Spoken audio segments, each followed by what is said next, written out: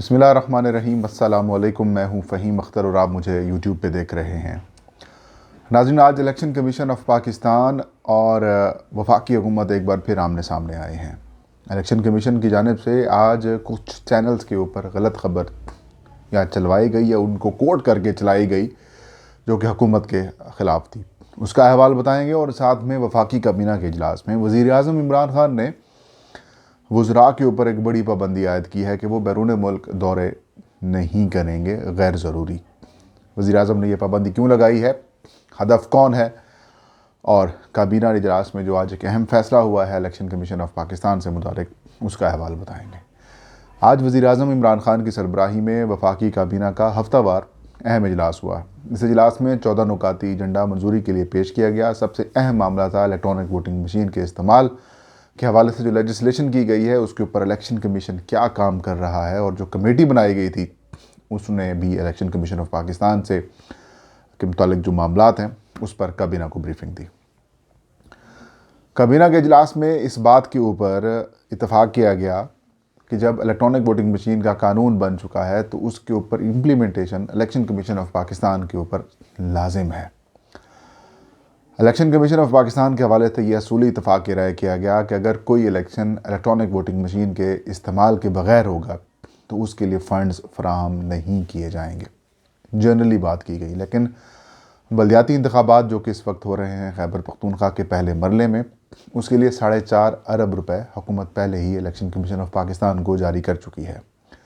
دوسرے مرحلے کے بھی انتخابات ہوں گے، اسی طریقے سے بلوچستان، سندھ اور اسلام آباد کے علاوہ پنجاب میں بھی بلدیاتی انتخابات جب آگے ہوں گے تو اس کے لیے تقریباً 21 ارب روپے کی ضرورت ہے الیکشن کمیشن کو، تو وہ بھی فراہم کیے جائیں گے۔ لیکن حکومت یہ کوشش کر رہی ہے کہ جتنے بھی انتخابات ہوں وہ الیکٹرانک ووٹنگ مشین کے اوپر ہونے چاہیے، اور اس حوالے سے الیکشن کمیشن آف پاکستان سے یہ مطالبہ کیا گیا کہ جو انتخابی جو الیکشنز ایکٹ 2017 میں مزید ترمیم کا جو سیکنڈ بل تھا 2021 کا، اس کے اوپر امپلیمنٹ کریں۔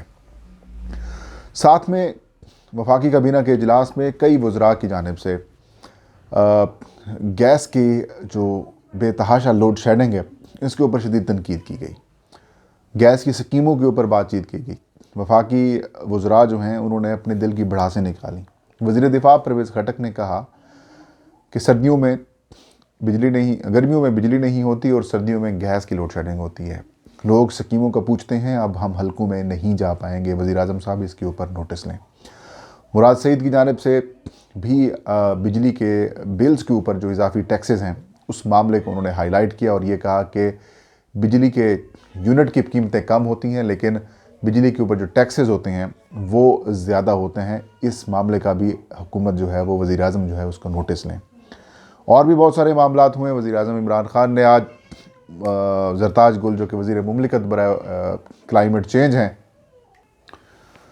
تو ان کے سامنے وزیر اعظم عمران خان نے اپنے معاون خصوصی ملک امین اسلم کی تعریف کی اور یہ کہا کہ پچھلے کئی سالوں میں پی ٹی آئی کی حکومت میں 2 لوگوں نے اہم کام کیا ہے۔ ایک کرونا کے اوپر بہت اچھا کام ہوا ہے اور دوسرا کلائمیٹ چینج کے حوالے سے ملک امین اسلم نے بہت اچھا کام کیا ہے اور ان کی انٹرنیشنل لیول کے اوپر پذیرائی بھی بہت زیادہ ہوئی ہے۔ یاد رہے کہ کچھ روز پہلے ملک امین اسلم اور زرتاج گل کے درمیان تھوڑے سے ایشوز بھی پیدا ہوئے تھے جو گلاسکو کانفرنس تھی، اس کے بعد کچھ پرائم منسٹر عمران خان نے کافی زیادہ ناراضگی کا بھی اظہار کیا تھا۔ آج کے اجلاس میں وزیر اعظم عمران خان نے وزراء کے اوپر ایک بڑی پابندی عائد کی۔ وزیر اعظم عمران خان نے کہا کہ اگلے 3 ماہ انتہائی اہم ہیں اور ان 3 ماہ کے دوران آپ نے ملک سے باہر غیر ضروری سفر نہیں کرنا۔ انتہائی ضرورت ہو تو آپ مجھ سے اجازت لیں اور اس کے بعد آپ سفر کریں۔ مثال کے طور پر کوئی کانفرنس میں شرکت کرنی ہے یا جہاں پر ملک کی اپنے وزارت کی نمائندگی کرنی ہے کسی عالمی فورم کے اوپر، وہاں پر آپ جا سکتے ہیں۔ ادروائز غیر ضروری ٹرپس کے اوپر آپ ملک سے باہر نہیں جائیں گے۔ وزیر اعظم نے کہا کہ ملک بہت سارے بحرانوں کا شکار ہے، بالخصوص معاشی چیلنجز پاکستان کو بہت زیادہ درپیش ہیں، اور ان چیلنجز سے نمٹنے کے لیے ہم نے سخت محنت کرنی ہے۔ ویسے بھی 3 سال کا وقت حکومت کو گزر چکا ہے، اب اگلے آنے والے سالوں میں حکومت نے کارکردگی دکھانی ہے، اور اگر ہم نے کارکردگی نہ دکھائی تو عوام کی عدالت میں ہم نہیں جا سکیں گے، یعنی کہ انتخابات کے لیے جو ہماری پرفارمنس ہوگی وہ ٹھیک نہیں ہوگی۔ वज़ीर-ए-आज़म ने कहा कि तमाम वजारतें जिनको अहदाफ दिए जा चुके हैं वो उनकी इम्प्लीमेंटेशन और उनको पूरा करने के हवाले से काम करें और वज़रा वजारतों में ज़्यादा वक्त गुजारें, ना कि बाहर जाएँ। इसको मुख्तलिफ रंग दिए जा रहे हैं कि ग्लासगो कॉन्फ्रेंस में जो मलिक अमीन असलम और ज़रताज गुल के दरमियान थोड़ा सा इश्यूज़ हुए, शायद उसके तनाजुर में वज़ीर-ए-आज़म ने ये बयान लगाया है, लेकिन ये प्योरली मेरी जिन लोगों से बात हुई है वो प्योरली सिर्फ इस वजह से हुआ है कि लोग जो हैं वो अपनी वजारतों को मुनासिब वक्त दें। इलेक्ट्रॉनिक वोटिंग मशीन के लाजमी इस्तेमाल और उनके फ़ंड से मुतालिक मामलात के ऊपर वज़ीर कानून फ़रोग़ नसीम की सरबराही में कमेटी बनाई गई है। अब कमेटी अपनी कानूनी राय जो है वो वज़ीर-ए-आज़म या फिर काबीना को देगी।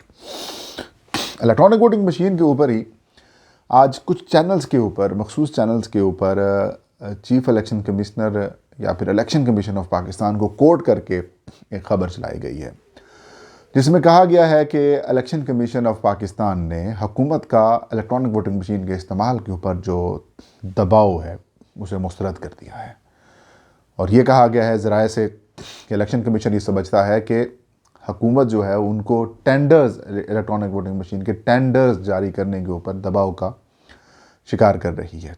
इलेक्शन कमीशन का कहना है कि हम हुकूमती दबाव में मरूब नहीं होंगे या फिर हुकूमती दबाव के ऊपर जो है हम मरूब नहीं होंगे, और इलेक्शन कमीशन एक आइनी इदारा है, इसके आइनी इख्तियारात हैं और अपने आइनी और दायराकार और इख्तियारात इस्तेमाल करते हुए जो बेहतर फ़ैसला होगा वो हम करेंगे। ख़बर में ये भी कहा गया कि इलेक्शन कमीशन ऑफ पाकिस्तान ने अपनी 3 मुख्तलिफ़ कमेटियाँ इलेक्ट्रॉनिक वोटिंग मशीन से मुतालिक बना दी हैं और वो कमेटियाँ 4 हफ़्तों के अंदर अपनी report election commission of Pakistan को जमा कराने की पाबंद है, और इन 4 हफ़्तों के अंदर जो रिपोर्ट्स हैं वो सामने आ जाएंगी, जिसके बाद जो है मामला आगे बढ़ाए जाएंगे। इलेक्शन कमीशन ऑफ पाकिस्तान को कोट करके ये भी कहा गया है कि इलेक्शन कमीशन समझता है कि इलेक्ट्रॉनिक वोटिंग मशीन एक इंतहाई अहम, हसास और सीरियस किस्म का मामला है, और ये कोई गुड्डा या गुड्डी का खेल नहीं है कि जिसे जल्दबाजी में कर लिया जाए। मुनासिब वक्त के ऊपर मामलात को बेहतर किया जाएगा। ये खबर जब सामने आई तो मैंने इलेक्शन कमीशन ऑफ पाकिस्तान के तर्जमान हारून शनवारी, इलेक्शन कमीशन की डायरेक्टर PR कुरतुलैन और सेक्रेटरी इलेक्शन कमीशन जनाब उमर हमीद ख़ान साहब से मैंने रब्ता किया, उनसे बात की कि ये ख़बर जो जारी की गई है या फिर ये जो आपको कोट करके ख़बर जो चलाई जा रही है, क्या ये दुरुस्त है या गलत है। तो तीनों ने कहा कि हमारे इल्म में ये ख़बर नहीं है और ये ख़बर रबिश है, ये दुरुस्त नहीं है। मैंने कहा तो फिर आप इसकी तरदीद करें, तो अभी तक उसकी तरदीद नहीं की जा सकी, ऑफिशियली इनकी तरदीद जारी नहीं हुई, और जबकि चैनल्स के ऊपर ख़बरें ये चल रही हैं।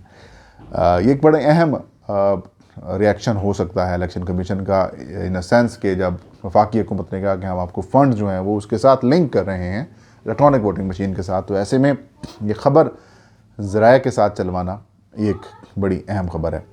लेट्स सी कि इलेक्शन कमीशन इसके ऊपर मज़ीद क्या रिस्पॉन्स करते हैं। लेकिन तीनों कमेटियों की जानिब से आज इलेक्शन कमीशन ऑफ पाकिस्तान को इलेक्ट्रॉनिक वोटिंग मशीन और ओवरसीज़ वोटिंग के ऊपर इब्तदाई ब्रीफिंग दी गई है, जिसमें कहा गया है कि इनिशियल काम जारी है, जल्द इसके ऊपर रिपोर्ट जो है वो कमीशन को पेश कर दी जाएगी। तो इलेक्शन कमीशन ने कहा है कि इस रिपोर्ट को जल्द अज जल्द मंतकी अंजाम तक पहुँचाएँ।